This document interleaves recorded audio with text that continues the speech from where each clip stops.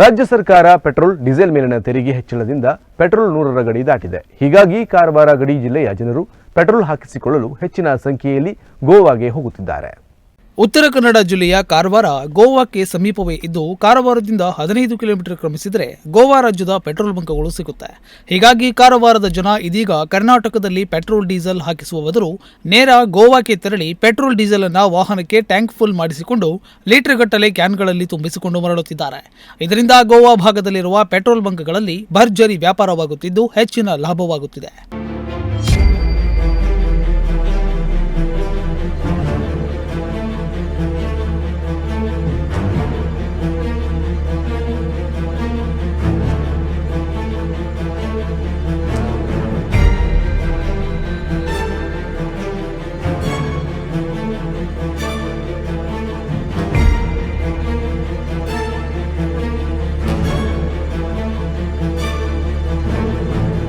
ಇನ್ನು ಕಾರವಾರದ ವಾಹನ ಸವಾರರು ಗೋವಾಕ್ಕೆ ತೆರಳುತ್ತಿರುವುದರಿಂದ ಕಾರವಾರದಲ್ಲಿ ಪೆಟ್ರೋಲ್ ಬಂಕ್ಗಳು ಖಾಲಿ ಹೊಡೆಯುತ್ತಿವೆ.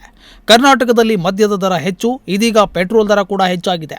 ಈ ಹಿಂದೆ ಗಡಿ ಭಾಗದ ಕಾರವಾರದ ಜನತೆ ಗೋವಾ ಮದ್ಯವನ್ನು ಮಾತ್ರ ಅಕ್ರಮವಾಗಿ ತಂದು ಬೇರೆಡೆ ಮಾರಾಟ ಮಾಡುತ್ತಿದ್ರು. ಆದರೆ ಇದೀಗ ಗೋವಾ ಮದ್ಯದ ಜೊತೆಗೆ ಅಕ್ರಮವಾಗಿ ಕ್ಯಾನ್ಗಳಲ್ಲಿ ಪೆಟ್ರೋಲ್ ಡೀಸೆಲ್ಗಳನ್ನು ಗೋವಾ ಗಡಿ ದಾಟಿದ ಕರ್ನಾಟಕ ಭಾಗಕ್ಕೆ ತರಲಾಗುತ್ತಿದೆ. ಇನ್ನು ಕಾರವಾರದಲ್ಲಿ ಪೆಟ್ರೋಲ್ 104.70 ರೂಪಾಯಿ ಇದ್ರೆ ಡೀಸೆಲ್ ಬೆಲೆ 90.57. ಪವರ್ ಪೆಟ್ರೋಲ್ಗೆ 111.2 ದರವಿದೆ.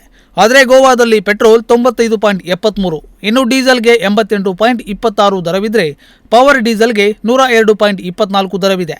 ಎರಡು ದರ ತುಲನೆ ಮಾಡಿದರೆ ಗೋವಾದಲ್ಲಿ ಪೆಟ್ರೋಲ್ 8.97, ಪವರ್ ಪೆಟ್ರೋಲ್ಗೆ 8.96, ಡೀಸೆಲ್ 2.29 ದರ ಕರ್ನಾಟಕದ ದರಕ್ಕಿಂತ ಕಡಿಮೆ ಇದೆ. ಹೀಗಾಗಿ ಗೋವಾ ಗಡಿಯ ಸಮೀಪದ ಜನ ಈ ಭಾಗಕ್ಕೆ ಬಂದು ತಮ್ಮ ವಾಹನಕ್ಕೆ ಇಂಧನ ತುಂಬಿಸಿಕೊಂಡು ಹೋಗುತ್ತಿದ್ದಾರೆ.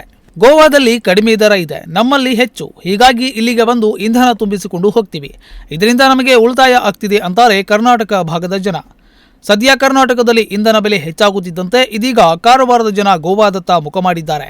ಮದ್ಯದ ಜೊತೆ ಇಂಧನವನ್ನ ಹೊತ್ತು ತರುತ್ತಿದ್ದು ರಾಜ್ಯದ ದರ ಬಿಸಿಯ ಬೀಸುವ ದೊಣ್ಣೆಯಿಂದ ತಪ್ಪಿಸಿಕೊಳ್ಳುತ್ತಿದ್ದಾರೆ. Nudisiri news desk, Honnavar.